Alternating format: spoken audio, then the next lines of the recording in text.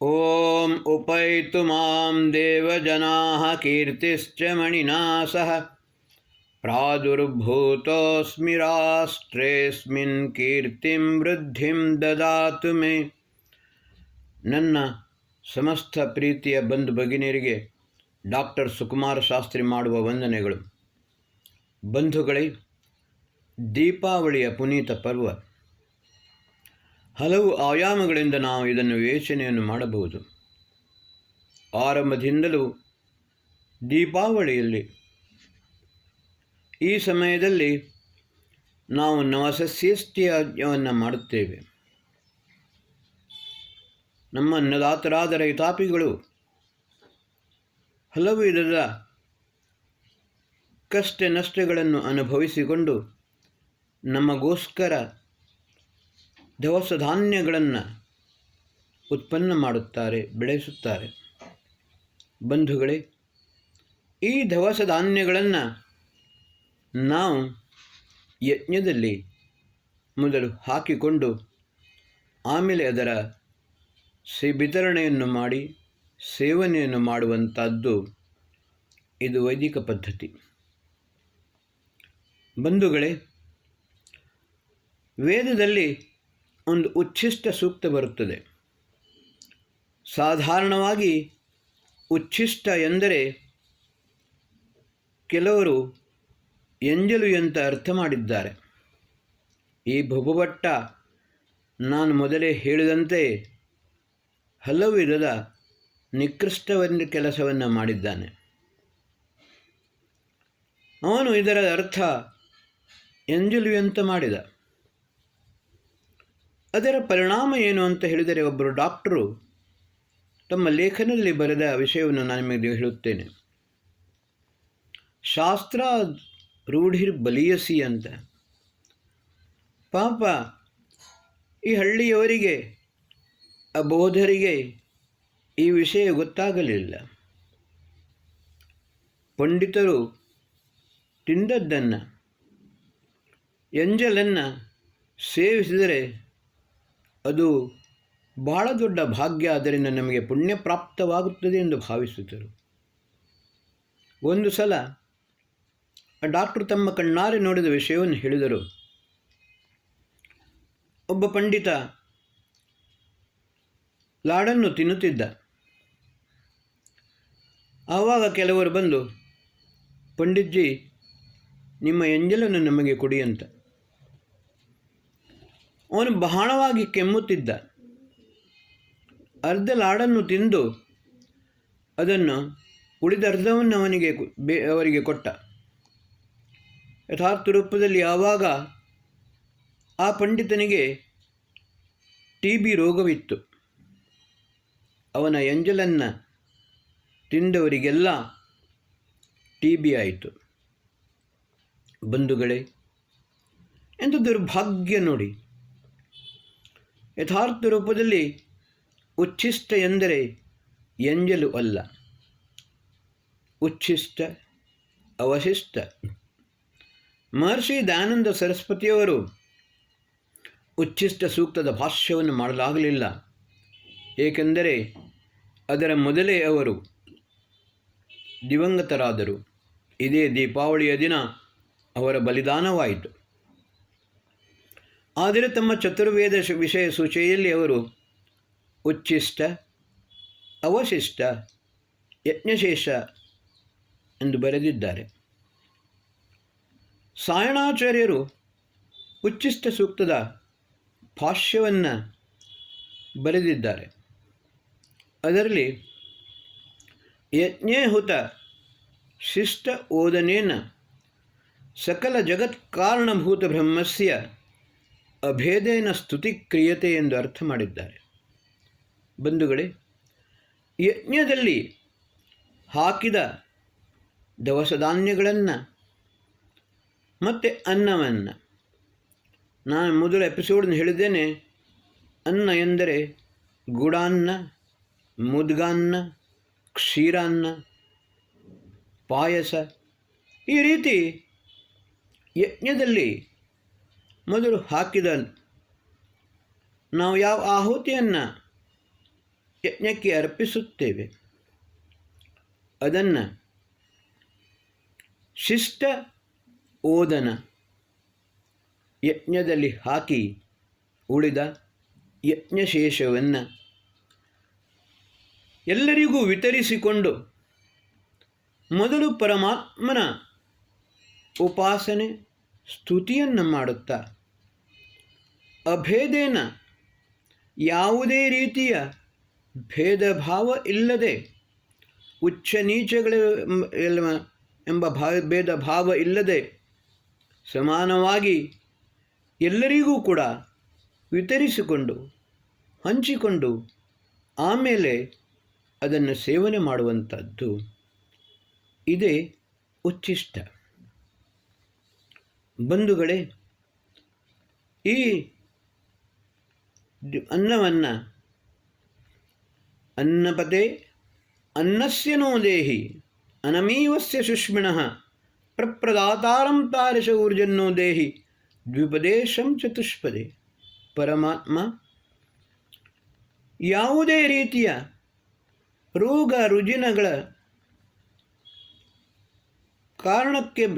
ಕಾರಣೀಭೂತವಾದ ಈ ಅನ್ನ ಆಗದಿರಲಿ.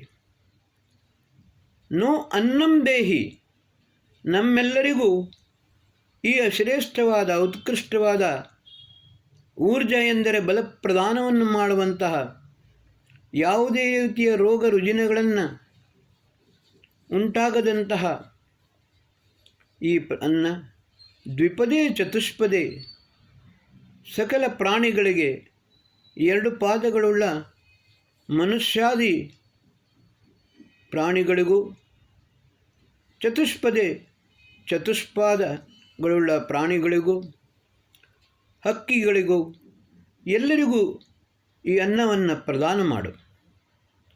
ಬಂಧುಗಳೇ, ಇದರಲ್ಲಿ ಇನ್ನೊಂದು ವಿಷಯ, ಇನ್ನೊಂದು ಆಯಾಮದಿಂದ ನಾವು ಇದನ್ನು ಅರ್ಥ ಮಾಡಿಕೊಳ್ಳಬಹುದು. ದೀಪಾವಳಿಯ ಹಬ್ಬದ ಒಂದು ಸಂದೇಶ ತಮಸೋಮ ಜ್ಯೋತಿರ್ಗಮಯ. ನಾವು ದೀಪಗಳನ್ನು ಹಚ್ಚುತ್ತೇವೆ. ಅಗ್ನಿನ ಅಗ್ನಿ ಸಮಿಂಧತೆ.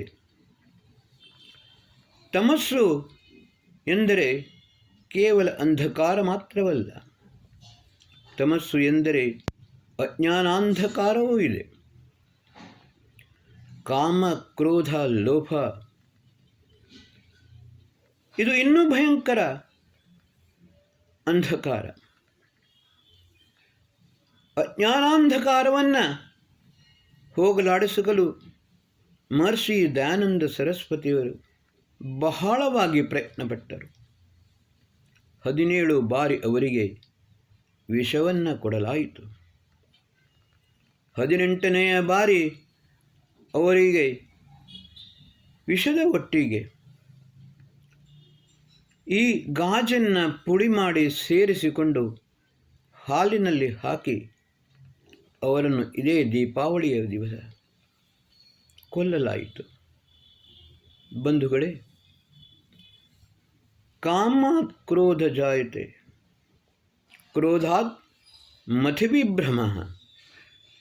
ಈ ಕಾಮ ಲೋಭ ಕ್ರೋಧ ಇದರಿಂದ ಮನುಷ್ಯನ ಬುದ್ಧಿ ಅತ್ಯಂತ ವಿಕೃತವಾಗುತ್ತದೆ, ನಷ್ಟವಾಗುತ್ತದೆ. ನವರಾತ್ರಿಯ ಸಮಯದಲ್ಲಿ ಅದರ ಎಪಿಸೋಡ್ನಲ್ಲಿ ನಾನು ಹೇಳಿದ್ದೇನೆ, ನವರಾತ್ರಿ ಎಂದರೆ ಷಡ್ರಿಪುಗಳು.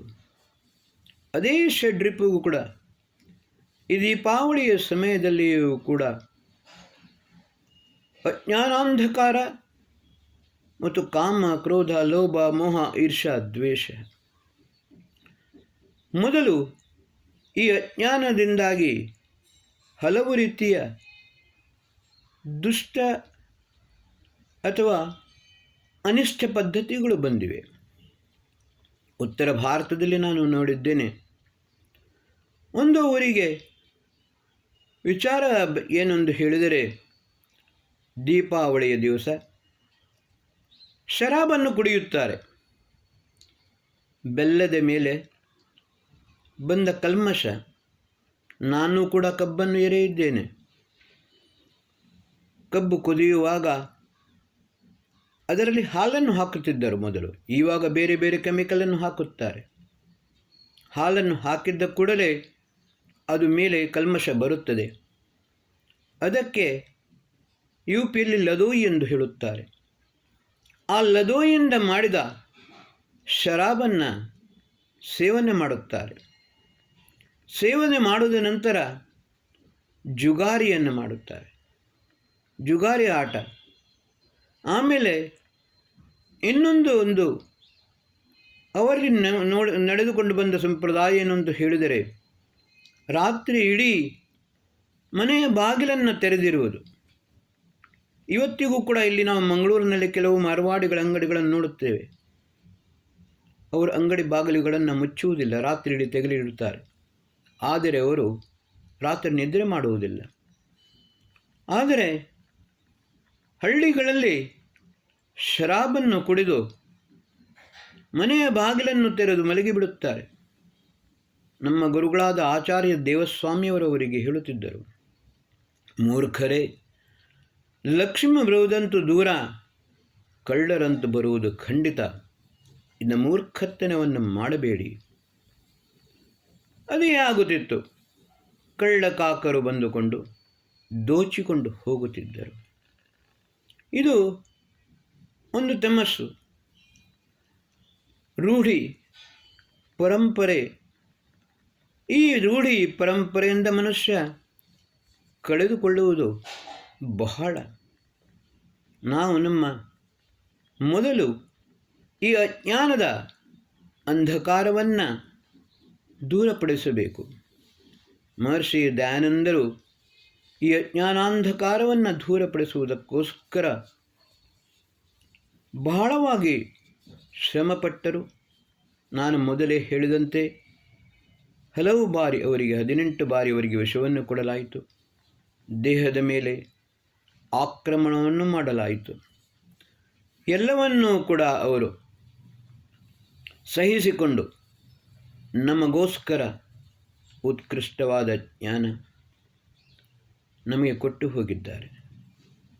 ಬಂಧುಗಳೇ, ಅಗ್ನಿನ ಅಗ್ನಿ ಸಮಿಂಧತೆ. ಈ ಜ್ಞಾನದ ಪ್ರಕಾಶದಿಂದ ನಾವು ಜ್ಞಾನವನ್ನು ಪ್ರಚುರಪಡಿಸಬೇಕು. ಪ್ರತಿಯೊಬ್ಬ ಮಾನವನಿಗೆ ಶ್ರೇಷ್ಠವಾದ ಜ್ಞಾನ, ಸತ್ಯವಾದ ಜ್ಞಾನ ಪ್ರಾಪ್ತವಾಗುವಂತೆ ಮಾಡಬೇಕು. ದೀಪವು ಕತ್ತಲೆಯನ್ನು ನಿವಾರಿಸುತ್ತದೆ. ಆದರೆ ಜ್ಞಾನದ ಬೆಳಕು ಆತ್ಮವನ್ನು ಬೆಳಗುತ್ತದೆ. ಬಂಧುಗಳೇ, ನಾವು ಮಾಡಬೇಕಾದುದು ಇದನ್ನೇ. ಈ ಮನುಷ್ಯನಲ್ಲಿ ಆವರಿಸಿದ ಅಜ್ಞಾನಾಂಧಕಾರ ನೋಡಿ. ಚಾಣಕ್ಯ ಒಂದು ಮಾತನ್ನು ಹೇಳುತ್ತಾರೆ. ನಾವು ಸಭೆ ಎಂದು ಹೇಳುತ್ತೇವೆ. ಸಭಾಯಾಂ ಸಾಧು ಸಭ್ಯ. ಆದರೆ ಇವತ್ತಿನ ದಿವಸ ಸಭೆ ಎಂದರೆ ಒಂದು ಮೀಟಿಂಗ್ ಆಗಿದೆ. ಮೀಟಿಂಗ್ನಲ್ಲಿ ಮೊದಲು ಈಟಿಂಗ್ ಆಗುತ್ತದೆ, ಆಮೇಲೆ ಹೂಟಿಂಗ್ ಆಗುತ್ತದೆ, ಆಮೇಲೆ ಚೀಟಿಂಗ್ ಆಗ್ತದೆ, ಕೊನೆಗೆ ಶೂಟಿಂಗ್ ಆಗುತ್ತದೆ. ಆದರೆ ಇದೇ ಸಭೆಯನ್ನು ಆಚಾರ್ಯ ಚಾಣಕ್ಯರು ಅದರ ಸ್ವರೂಪವನ್ನು ಬಹಳ ಸುಂದರವಾಗಿ ವಿವರಿಸಿದ್ದಾರೆ. ನ ಸಾ ಸಭಾ ಯತ್ರ ನ ಭಾತಿ ಕಶ್ಚಿತ್, ನ ಸಾ ಸಭಾ ಯತ್ರ ಭಾತಿ ವಿಭಾತಿ ಏಕ, ಸಭಾತು ಸೈವಾಸ್ತಿ ಯಥಾರ್ಥ ರೂಪ, ಪರಸ್ಪರಂ ಭಾಂತಿ ಸರ್ವೇ. ನ ಸಾ ಸಭಾ ಯತ್ರ ನ ಭಾತಿ ಕಶ್ಚಿತ್. ಎಲ್ಲ ಮೂರ್ಖರು ಸೇರಿಕೊಂಡು ಒಟ್ಟಾರೆ ಏನಾದರೂ ಕೂಗಿದರೆ, ಬೊಬ್ಬೆ ಹೊಡೆದರೆ ಅದು ಸಭೆ ಎನಿಸಿಕೊಳ್ಳುವುದಿಲ್ಲ. ನ ಸಾ ಸಭಾ ಯತ್ರ ವಿಭಾತಿ ಏಕ. ಒಬ್ಬನೇನೋ ಪ್ರವಚನ ಮಾಡುತ್ತಿರುತ್ತಾನೆ, ಆದರೆ ಯಾರಿಗೂ ಅರ್ಥವಾಗುವುದಿಲ್ಲ. ಸಭಾತು ಸೈವಾಸ್ತಿ ಯಥಾರ್ಥ ರೂಪ, ಪರಸ್ಪರಂ ಭಾಂತಿ ಸರ್ವೇ. ಯಥಾರ್ಥ ರೂಪದಲ್ಲಿ ಸಭೆ ಏನು ಅಂತ ಹೇಳಿದರೆ ಪ್ರತಿಯೊಬ್ಬ ಮಾನವನೂ ಕೂಡ ವಿದ್ವಾಂಸನಾಗಬೇಕು ಮತ್ತು ಬೇರೆಯವರನ್ನು ಕೂಡ ವಿದ್ವಾಂಸರನ್ನಾಗಿ ಮಾಡಬೇಕು, ಸುಶಿಕ್ಷಿತರನ್ನಾಗಿ ಸುಸಂಸ್ಕೃತರನ್ನಾಗಿ ಮಾಡಬೇಕು. ಕೇವಲ ದೀಪವನ್ನು ಬೆಳಗಿಸಿಕೊಂಡು ಪಟಾಕಿಗಳನ್ನು ಹೊಡೆದುಕೊಂಡು ಆಚರಿಸಿದರೆ ಅದು ಯಥಾರ್ಥ ರೂಪದಲ್ಲಿ ದೀಪಾವಳಿ ಆಚರಿಸಿದಂತಾಗುವುದಿಲ್ಲ. ತಮಸೋಮ ಜ್ಯೋತಿರ್ಗಮಯ. ನಾವು ಪ್ರಾರ್ಥನೆ ಮಾಡುತ್ತೇವೆ, ನಮಗೆ ಧನದ ಅವಶ್ಯಕತೆ ಬಹಳವಿದೆ, ಎಲ್ಲರಿಗೂ ಧನವು ಬೇಕು. ಶತಹಸ್ತ ಸಮಾಹಾರ ಸಹಸ್ರ ಹಸ್ತ ಸಂಕೀರ. 100 ವಿಧಗಳಿಂದ ಹಣವನ್ನು ಸಂಪಾದನೆಯನ್ನು ಮಾಡು. 100 ವಿಧಗಳನ್ನು ಅಂತ ಹೇಳಿದರೆ ದುಷ್ಟ ಪದ್ಧತಿಯಿಂದ ಅನೈತಿಕವಾಗಿಯೇ ಅಲ್ಲ. ಸಂಪಾದನೆ ಮಾಡಲಿಕ್ಕೆ ಹಲವು ವಿಧಾನಗಳಿವೆ.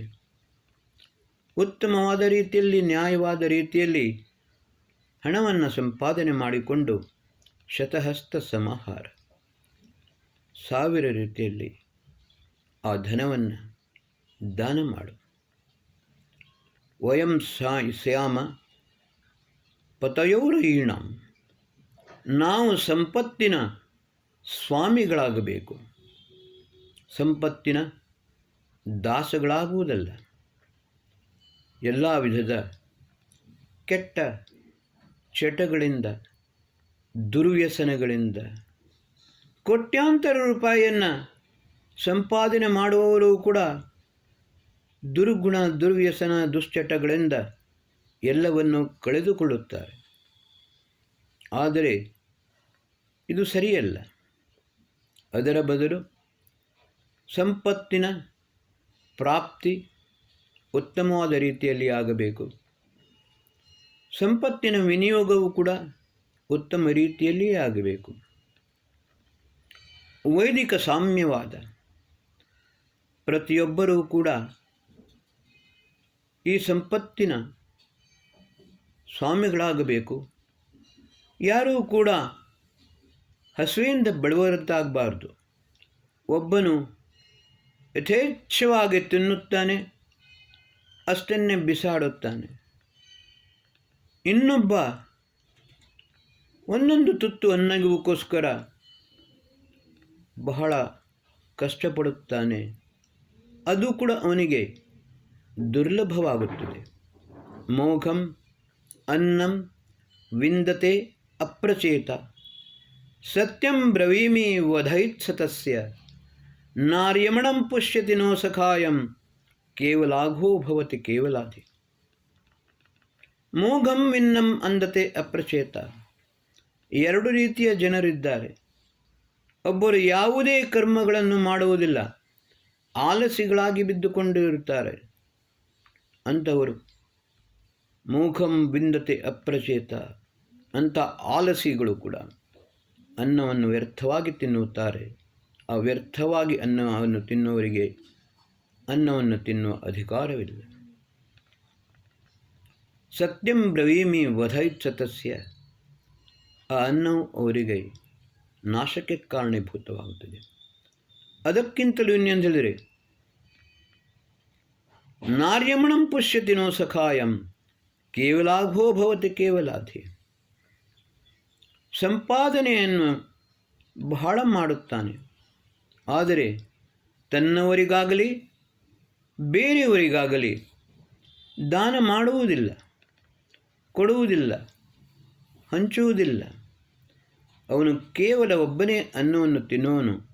ಅವನು ಅನ್ನವನ್ನಲ್ಲ, ಪಾಪವನ್ನು ತಿನ್ನುತ್ತಾನೆ. ಬಂಧುಗಳೇ, ಲಕ್ಷ್ಮಿಯ ಪೂಜೆಯನ್ನು ಮಾಡುತ್ತಾರೆ.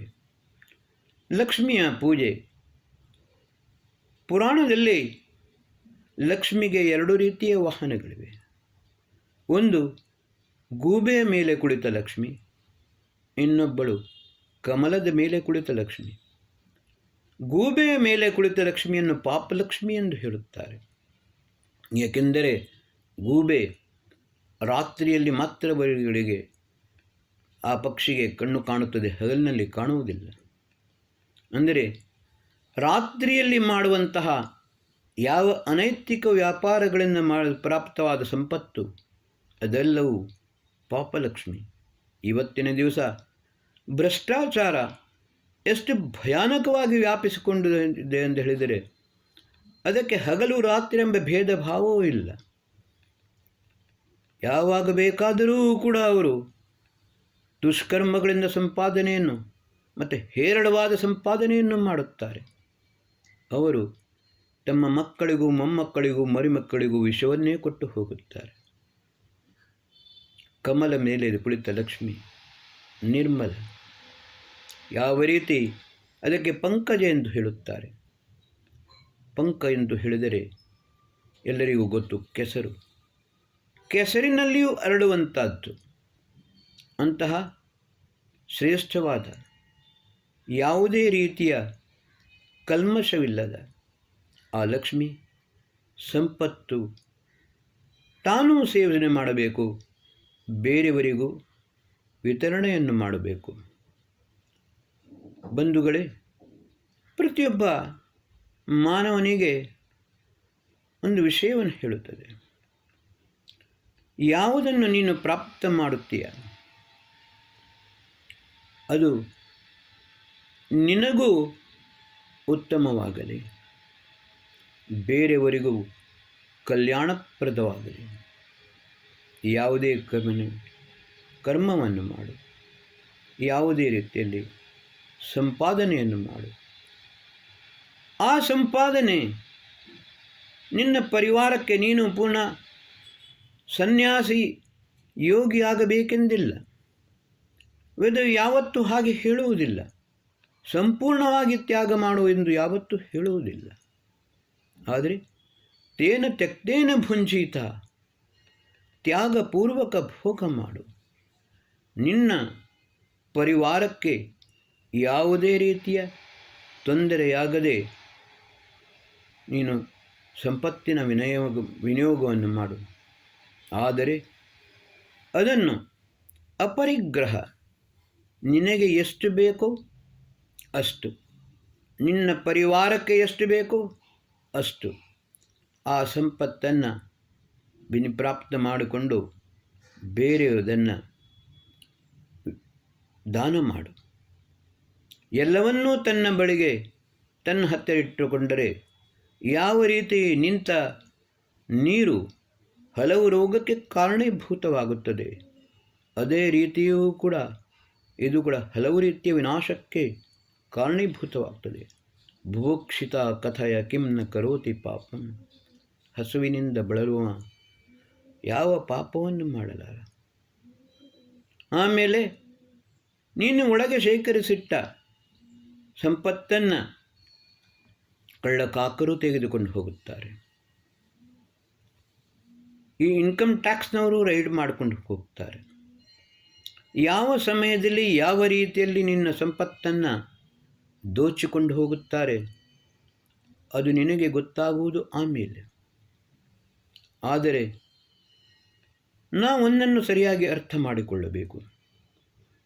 ಯಾರಿಂದಲೂ ಕದಿಯಲಾಗದ, ಯಾರಿಂದಲೂ ದೋಚಲಾಗದ, ಎಷ್ಟು ವ್ಯಯೀಕೃತೆ ವರ್ಧತೆ ನಿತ್ಯಂ, ಎಷ್ಟು ನಾವು ವ್ಯಯ ಮಾಡುತ್ತೇವೋ ಅದು ಅಷ್ಟೇ ಹೆಚ್ಚುತ್ತದೆ. ಅದು ಜ್ಞಾನ ಸಂಪತ್ತು. ಆ ಜ್ಞಾನ ಸಂಪತ್ತು ಯಾರಿಂದಲೂ ಕದಿಯಲು ಸಾಧ್ಯವಿಲ್ಲ, ಯಾರಿಂದಲೂ ದೋಚಲು ಸಾಧ್ಯವಿಲ್ಲ. ಎಷ್ಟು ನೀನು ದಾನ ಮಾಡುತ್ತೀಯೋ ಅದು ಅಷ್ಟೇ ವರ್ಧಿಸುತ್ತಾ ಹೋಗುತ್ತದೆ. ತಂತುಂ ತನ್ವನ್ ರಜಸೋ ಭಾನುಮನ್ವಿಹಿ ಜ್ಯೋತಿಷ್ಮತ ಪತರಕ್ಷಧ್ಯಾಕೃತಾನ್ ಅನುಲ್ವಣಂ ವಯತಜೋಗುವಾಮಪೋ ಮನುರ್ಭವ ಜನಯಾ ದೈವ್ಯಂ ಜನಂ. ಶ್ರೇಷ್ಠವಾದ ಮಾನವನಾಗು, ಶ್ರೇಷ್ಠವಾದ ಮಾನವ ಸಮಾಜವನ್ನು ನಿರ್ಮಾಣ ಮಾಡು. ಇದು ವೇದವಾದ ಸಂದೇಶ. ನಾವು ಸುಜ್ಞಾನಿಗಳಾಗಬೇಕು, ಸುಶಿಕ್ಷಿತರಾಗಬೇಕು, ಸುಸಂಸ್ಕೃತರಾಗಬೇಕು, ಸಮೃದ್ಧರಾಗಬೇಕು, ಆರೋಗ್ಯವಂತರಾಗಬೇಕು. ಶಾರೀರಿಕ ಆತ್ಮಿಕ ಮಾನಸಿಕ ಬಲವನ್ನು ಸಂಪೂರ್ಣ ವಿಧದಲ್ಲಿ ಪ್ರಾಪ್ತ ಮಾಡಿಕೊಳ್ಳುವವರಾಗಬೇಕು. ಇದೆಲ್ಲನ್ನು ಪ್ರಾಪ್ತ ಮಾಡಿಕೊಂಡು ಬೇರೆಯವರನ್ನು ಕೂಡ ಅದೇ ರೀತಿ ಆಗುವಂತೆ ಮಾಡಬೇಕು. ಮಹರ್ಷಿ ದಯಾನಂದರು ಹೇಳಿದ್ದಾರೆ, ಒಬ್ಬ ನಿರ್ಬಲ, ಒಬ್ಬ ದಾಂಢಿಕ ಎಂದರೆ ಬಲವಂತನಾದವ 100 ವಿದ್ಯಾವಂತರನ್ನು ಕೂಡ ದಮನ ಮಾಡಲು ಸಮರ್ಥನಾಗುತ್ತಾನೆ. ಆದ ಕಾರಣ ಯಾವುದೇ ರೀತಿಯಲ್ಲಿ ನಿರ್ಬಲನಾಗಬೇಡ. ಬಲಮುಪಾಸ್ವ, ಬಲವಂತನಾಗು. ಮತ್ತು ಎಲ್ಲರಿಗೂ ಕೂಡ ಶಾರೀರಿಕವಾಗಿ, ಮಾನಸಿಕವಾಗಿ, ಆತ್ಮಿಕ ಬಲವಂತರಾಗುವಂತೆ ಮಾಡು. ಚಾಣಕ್ಯರು ಹೇಳುತ್ತಾರೆ, ಬುದ್ಧಿರ್ಯಸ್ಯ ಬಲಂ ತಸ್ಯ ನಿರ್ಬುದ್ಧೇ ಕುತೋ ಬಲಂ. ಬುದ್ಧಿಹೀನನಾದವನಿಗೆ ಬಲವು ಎಲ್ಲಿಂದ ಬರುವುದು ಸಾಧ್ಯ? ಬಲವು ಬಂದರೂ ಕೂಡ ಅವನು ಸರಿಯಾದ ರೀತಿಯಲ್ಲಿ ಕರ್ಮಗಳನ್ನು ಹೇಗೆ ಮಾಡಲು ಸಾಧ್ಯ? ಅದಕ್ಕೋಸ್ಕರ ಹೇಳುವುದು ಧಿಯೋ ಯೋನಃ ಪ್ರಚೋದಯಾತ್. ನಿರ್ಬುದ್ಧೇ ಕುತೋ ಬಲಂ. ಬುದ್ಧಿಹೀನನಿಗೆ ಯಾವತ್ತೂ ಬಲವಿಲ್ಲ. ಯಾವನು ಬುದ್ಧಿವಂತನಾಗುತ್ತಾನೆ, ತನ್ನ ಬುದ್ಧಿಯನ್ನು ಸನ್ಮಾರ್ಗಕ್ಕೆ, ಸತ್ಕರ್ಮಗಳಿಗೆ, ಸತ್ಯಜ್ಞಾನವನ್ನು ಪಡೆದು ಇತರರಿಗೆ ಕೊಡುವುದಕ್ಕೋಸ್ಕರ ಪ್ರಯತ್ನಶೀಲನಾಗುತ್ತಾನೆ.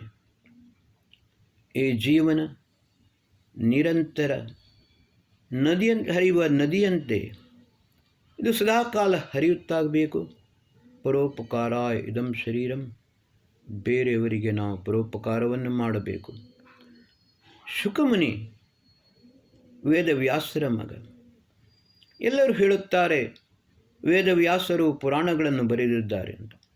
ಯಥಾರ್ಥ ರೂಪದಲ್ಲಿ 90% ಈ ಭೂಪಭಟ್ಟ ಬರೆದ.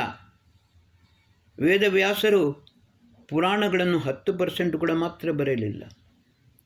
ವೇದವ್ಯಾಸರ ಮಗ ಶುಕಮುನಿ ಹೇಳುತ್ತಾನೆ, 18 ಪುರಾಣೇಶು ವ್ಯಾಸಸ್ಯ ವಚನದ್ವಯಂ ಪರೋಪಕಾರಾಯ ಪುಣ್ಯಾಯ ಪಾಪಾಯ ಪರಪೀಡನಂ. ಬಂಧುಗಳೇ, ದೀಪಾವಳಿಯ ಸಂದೇಶ ಅಸತೋ ಮಾ ಸದ್ಗಮಯ, ತಮಸೋ ಮಾ ಜ್ಯೋತಿರ್ಗಮಯ. ಅದೇ ರೀತಿ ಎಲ್ಲ ರೀತಿಯ ತಮಸ್ಸಿನಿಂದ, ದುರಿತಗಳಿಂದ ನಾವು ದೂರವಾಗೋಣ ಮತ್ತು ಶ್ರೇಷ್ಠವಾದ ಮಾನವ ಸಮಾಜವನ್ನು, ರಾಷ್ಟ್ರವನ್ನು ನಿರ್ಮಾಣ ಮಾಡೋಣ. ಸಂಪತ್ತಿನ ವಿನಿಯೋಗ ಸರಿಯಾದ ರೀತಿಯಲ್ಲಿ ಆಗಲಿ. ಎಲ್ಲರೂ ಕೂಡ ಸಮೃದ್ಧ, ಸುಖ, ಶಾಂತಿ, ನೆಮ್ಮದಿಯಿಂದ ಇರುವಂತಾಗಲಿ. ಇದೇ ದೀಪಾವಳಿಯ ಸಂದೇಶ. ಓಂ ಶಾಂತಿ.